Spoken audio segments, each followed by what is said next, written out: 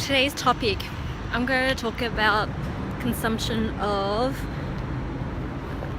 content. What do I mean by consumption of content? Well, here's my theory about content, right? There are two types of content, actually three. On one scale is candy. Think of Kim K.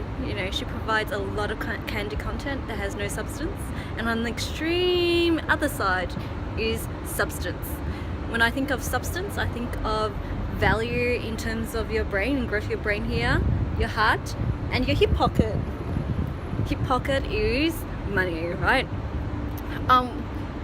Kim K's content is super entertaining, and a lot of comedians, anyone who provides good laughs or any content with an eye, sometimes viral content where you see Jackass, who doing practical jokes, they fit into candy content, and there's nothing wrong with that. It's just fast food. People will consume, laugh, and move on really quickly.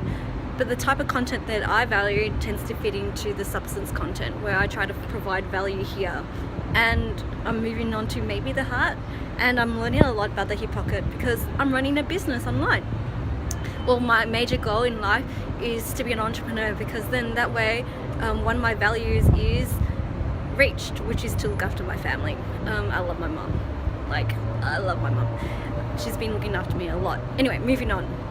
Specifically, there's this thing called the sweet spot, which fits into the middle, where you have candy appeal and you provide a lot of substance. I feel like that's where the viral candy content, the viral ideal sweet spot comes from, where you do have to provide entertainment or candy factor, and you have to provide lots of value. I say I fit into that because, aesthetically I am pleasing to the eye. It does help, if there are two people providing the same content in terms of social media and the future of marketing, people would just watch me just because the way I deliver content and the way I look.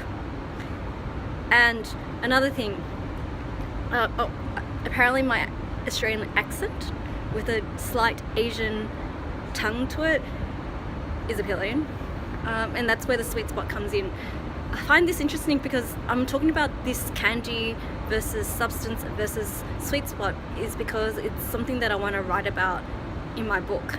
I do feel like when I say it's because I'm thinking a lot, that it's something that I need to talk about a lot, and I need to really coin it down and further explore this idea as part of my book about the fried chicken story. More about the fried chicken another time.